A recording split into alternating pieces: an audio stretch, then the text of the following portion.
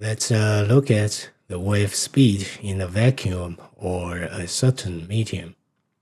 For simplicity, we will not consider the effect of line structures and dimension, as they are varied and specialized. We only need to consider the propagation speed of waves in various materials to get an overview of it.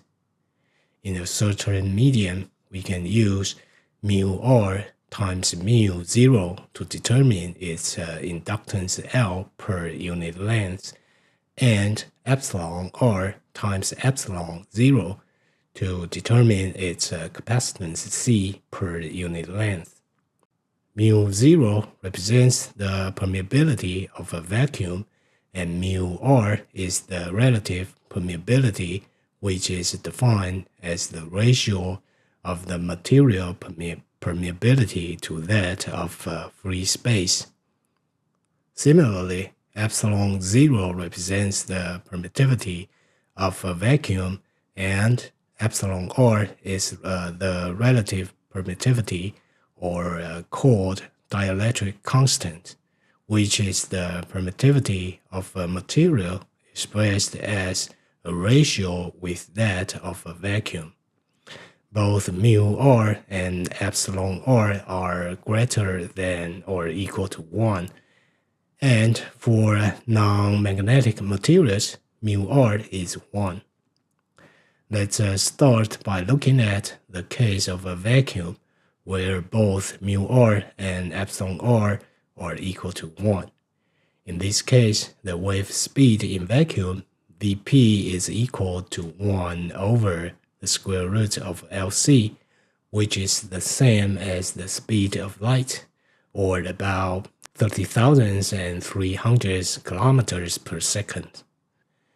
Now let's consider a non-magnetic medium where mu r is also equal to 1. In this case, we know that the wave speed in the medium is given by c divided by the square root of epsilon r, where c is the speed of light. This means that as soon as a wave enters any medium other than a vacuum, it must slow down. In a vacuum, the wavelength of a wave is equal to lambda 0, which is the light speed divided by the wave frequency.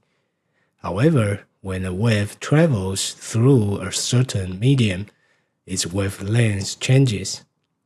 In this medium, the wavelength becomes Vp over f, or lambda 0 divided by the square root of epsilon r, which means that the wavelength becomes shorter as the wave enters the medium.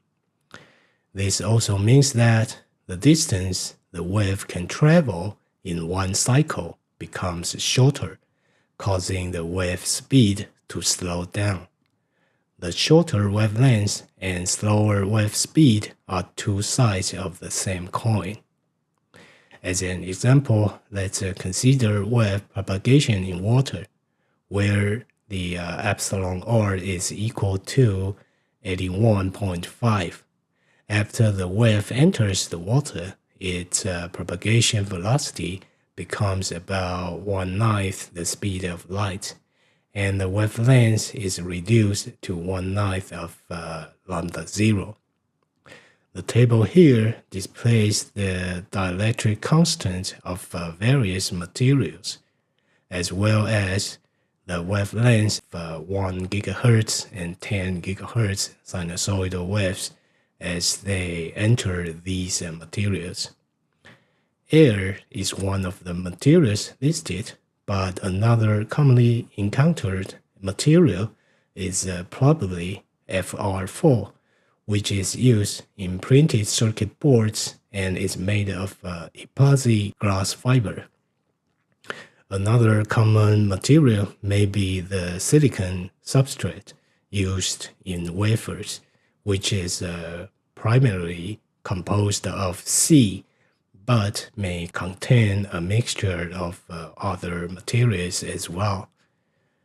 The dielectric constant of FR4 circuit boards typically ranges from approximately 4.2 to 4.7. However, the actual value can vary depending on the material formulation or process, and a more precise value can be obtained from the board manufacturer. Similarly, the dielectric constant of silicon substrates can also vary depending on the materials, mixture, and processes used. For the purposes of this example, let's assume that the dielectric constant of FR4 is 4.5. When a 1 GHz signal enters the FR4 material, the wavelength is reduced from 30 centimeters in a vacuum to 14.14 centimeters. Although we will discuss the transmission line effect later, we can first establish a general condition for when it should be considered. Typically, transmission line effect should be taken into account in circuit design when the line length is greater than 1/20th of the wavelength. Alternatively, a more conservative approach is to consider the line effect whenever the line length exceeds 1/50 of the wavelength.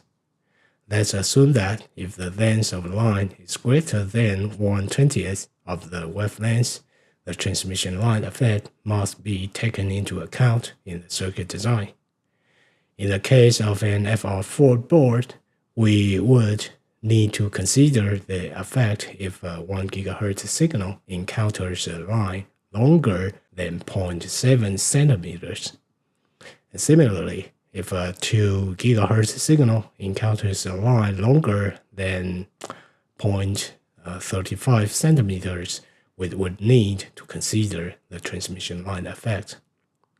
For a silicon substrate, we should consider the transmission line effect when the line length exceeds 0.44 centimeters for a 1 GHz signal.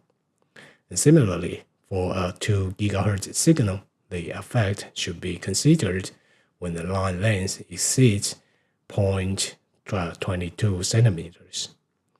Roughly speaking, the signal frequencies used in most common electronics products are within the range of 10 GHz. Given that most signal lines on printed circuit boards are typically a few centimeters to tens of centimeters long, transmission line effects are often taken into account in the circuit design of these boards. While the signal traces on a chip are typically much shorter than those on the PCB, often only at the micrometer scale, transmission line effects are usually not considered in the circuit design of integrated circuits. However, whether or not to consider transmission line effects depends on the specific context and requirements of the design, and there is no one-size-fits-all answer to this question.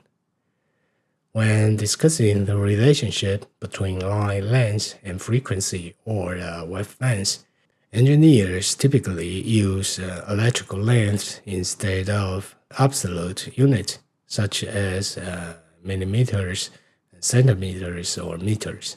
This is because the same line length can have different wavelength multiplicities for different frequencies. Electrical lengths such as quarter wavelength or half wavelength are commonly used to describe this relationship. Another way of expressing electrical length is in terms of phase, such as a line length of 90 degrees or half pi radians, which is equivalent to a quarter wavelength.